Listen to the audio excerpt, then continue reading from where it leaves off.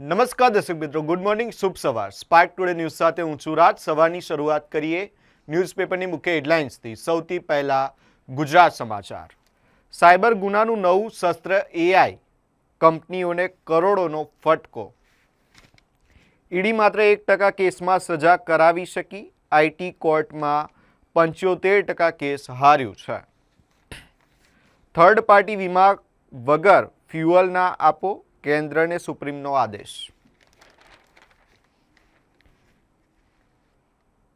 Reverse માટે માર્ગદર્શન આપતા યુવાનને જ ટ્રક ચાલકે કચડ્યો.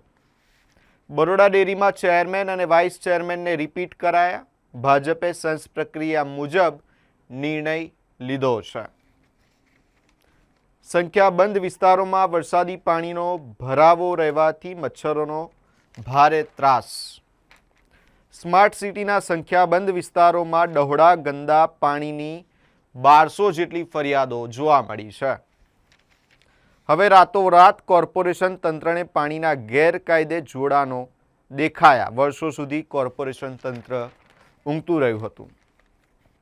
ગુજરાત યુનિવર્સિટી રાજ્યની પ્રથમ સ્વાયત્ત યુનિવર્સિટી બની. હવે વિદેશમાં કેમ્પસ બનશે. ગુજરાતમાં ઉંદરો પકડવા માટેના ગ્લુ ટ્રેપ પર પ્રતિબંધ મૂકવામાં આવ્યો છે. ગુજરાતમાં કેન્સરની ઘાતકતા વધી. એક વર્ષમાં 43,000થી વધુના મોત નિપજ્યા છે. જુલાઈમાં દેશભરમાં ચોમાસાએ જોર પકડતા 81% ખરીફ પાકની વાવણી પૂરી થઈ છે. આશા સુપરવાઇઝર નમ્રતા મેકવાન સામેની એફઆઈઆર રદ કરવા હાઈકોર્ટનો ઇનકાર.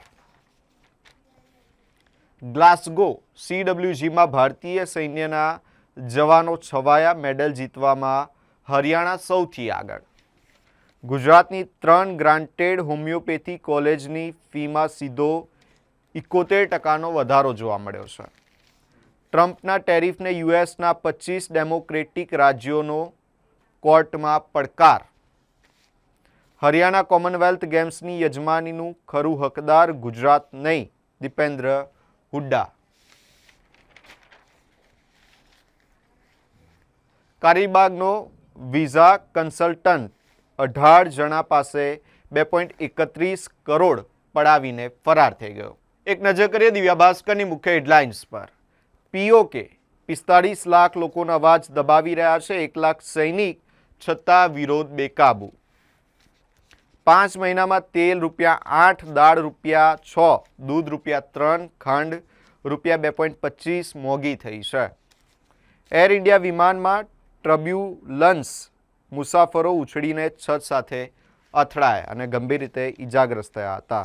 નવું ટેન્ડર 2 વર્ષ લટકાવી રાખી. જૂના ઊંચા ભાવે ખરીદી. સરકારને ₹20 કરોડનો ચૂનો લાગ્યો છે. ધારાસભ્યો પાવરલેસ. બરોડા ડેરીમાં સત્તાનું પુનરાવર્તન. મેન્ડેટ ગોતા લાવ્યા પણ સ્ક્રિપ્ટ 13 ડિરેક્ટરોએ જ લખી. માંડવીના પિલ્લરોને ઉંદર અને કબૂતરને કારણે નુકસાન થયું છે.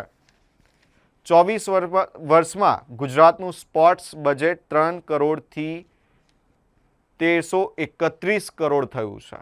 મેડલ માત્ર 13, જવાબદારી 0.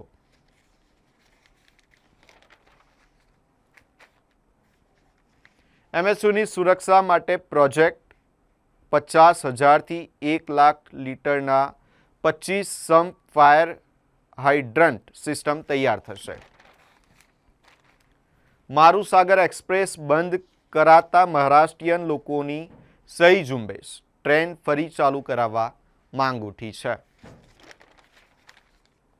એરપોર્ટ પર ભારત ટેક્સીનો પ્રારંભ. 10,000 ટેક્સી રિક્ષા ચાલક જોડાયા છે.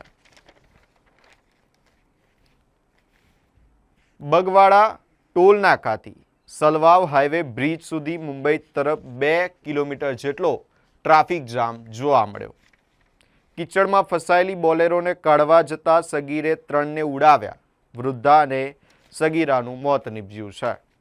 લંકાના સ્પિન ચક્રવ્યૂહને વિંધવા ભારત તૈયાર છે. હોર્મુઝ 4 મહિનાથી 6,000 ખલાસી જહાજોમાં કેદ, ભોજનના ફાફા, નેટ પણ નહીં. દંતેશ્વર તળાવમાંથી સલૂન સંચાલકનો મૃતદેહ મળ્યો. ઘરમાં ઝઘડા બાદ આપઘાત કર્યાની આશંકા છે. એક નજર કરીએ ગુજરાત મિત્રની મુખ્ય હેડલાઇન્સ પર. કેન્દ્ર સરકારને પાયલોટ પ્રોજેક્ટ શરૂ કરવા માટે સુપ્રીમ કોર્ટ દ્વારા આદેશ કરાયો. થર્ડ પાર્ટી વીમો નહીં તો ઈંધણ નહીંની વ્યવસ્થા વિકસાવો. સાયબર ફ્રોડ એકાઉન્ટ્સ માટે એસઓપી બનાવવા સુપ્રીમ કોર્ટનો આરબીઆઈને આદેશ. વાઘોડિયા રોડ પર રખડતા શ્વાનનો આતંક યથાવત, મહિલાને બચકું ભર્યું છે. વરસાદ બાદ શહેર રોગચાળાના મુખમાં. કાદવ કિચડ વચ્ચે મચ્છરોનો ત્રાસ જોવા મળ્યો છે. કોર્પોરેશન ઘોર નિંદ્રામાં. 28 ગોલ્ડ, 36 સિલ્વર અને 46 બ્રોન્ઝ મળી કુલ 110 મેડલ જીતીને સ્પર્ધાત્મક સ્વિમિંગમાં વર્ચસ્વ દર્શાવ્યું છે. પેટલાદમાં ₹55 લાખ વસૂલવા પાલિકાની કવાયત. આનંદની અનુદાનિત શાળાઓમાં વર્ગ 4ના કર્મીની ભરતી કરવા માંગ ઉઠી છે. છોટાઉદેપુર જિલ્લા પંચાયતમાં 16મા નાણાં પંચના આયોજન મુદ્દે ભારે ગરમાવો જોવા મળ્યો. ખાનગી શૌચાલયને સામૂહિક શૌચાલય બતાવી ₹60,000ની ચૂકવણીનો આક્ષેપ ઢઢેલા ગ્રામ પંચાયતના તલાટી વહીવટદાર સામે રજૂઆત કરાઈ છે. દાહોદ જિલ્લામાં સીબીડીસી કામગીરી ન કરતા આઉટસોર્સ ઓપરેટરોની બદલી કરવામાં આવી છે. સ્ટેચ્યુ ઓફ યુનિટીમાં 600 પ્રવાસીની ક્ષમતા ધરાવતી ક્રૂઝનું લોન્ચિંગ થયું છે. નડિયાદના બિલોદરા રોડ પર દુકાનોમાં વીજ ચોરી પકડાઈ. CWGના મેડલિસ્ટોનું ઉષ્માભર્યું સ્વાગત કરવામાં આવ્યું. ભારતીય ટીમ ટેસ્ટ સિરીઝ રમવા સુદર્શન વિના કોલંબો પહોંચી. બરોડા ડેરીમાં સત્તાનું સુકાન યથાવત. દિનુમામાં ફરી chairman, GB Solanki vice chairman બન્યા છે. હવે એક નજર કરીએ લોકસત્તા જનસત્તાની મુખ્ય હેડલાઇન્સ પર. પાકિસ્તાનમાં 30થી વધુ આતંકવાદીઓને ઇન્ડિયન એજન્ટ્સે પતાવી દીધા. લશ્કરે તૈયબાના આતંકીની કબૂલાત. હોર્મુઝ ડ્રોન હુમલામાં મૃત મનાતા મર્ચન્ટ નેવી કેપ્ટનની પત્ની સુપ્રીમ કોર્ટ પહોંચી છે. બીસીએ ચૂંટણીની સુપ્રીમ કોર્ટમાં આજે સુનાવણી થશે. ધારાસભ્યોના ધમપછાડા વચ્ચે દિનેશ પટેલ અને જીબી સોલંકીની વટભેર વાપસી થઈ છે. અનગઢમાં હથોડાથી એટીએમ તોડવાનો પ્રયાસ કરવામાં આવ્યો. આરોપીઓ ઝડપાયા છે. 1.77 લાખના સૂકા ગાંજા સાથે એક શખ્સ પકડાયો. નસવાડી તાલુકામાં કેવડી ગામે કોઝવે ધોવાઈ જતા ગ્રામજનોની હાલત કફોડી બની છે.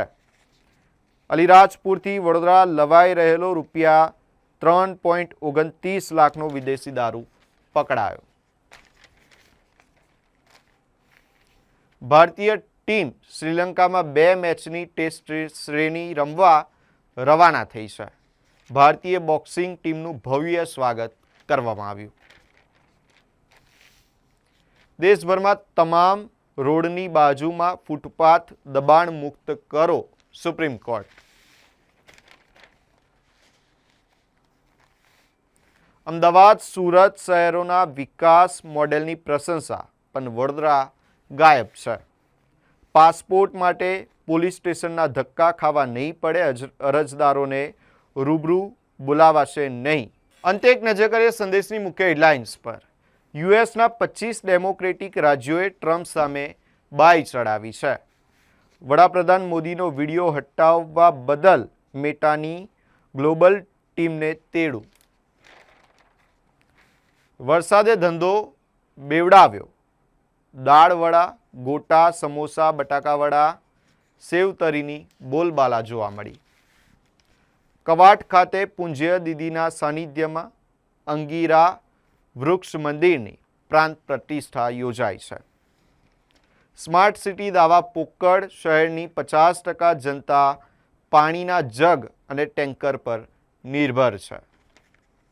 MSU ખાતે બોર્ડ ઓફ મેનેજમેન્ટ અને એક્ઝિક્યુટિવ કાઉન્સિલની વરણી કરવામાં આવી છે. પોર બળિયાદેવ મંદિરની પાછળથી 8 ફૂટના મગરનું રેસ્ક્યુ કરવામાં આવ્યું. શહેરના 2 જુદા જુદા વેપારીએ આપઘાત કરીને જીવન ટૂંકાવ્યું. દંતેશ્વર તળાવમાં ઝંપલાવીને યુવાનનો આપઘાત. ગોત્રી અને વડસર રોડના 2 બંધ મકાનમાંથી રૂપિયા 9.41 લાખની ચોરી આચરવામાં આવી છે.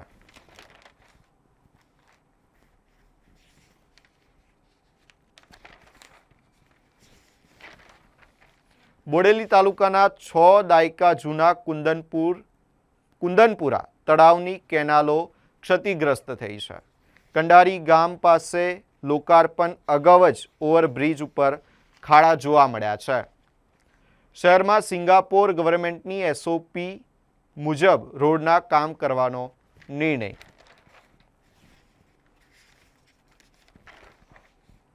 ગૌતમ ગંભીરની કોચિંગ સ્ટાઇલથી ટીમ ઇન્ડિયાના સિનિયર ખેલાડીઓ નાખુશ.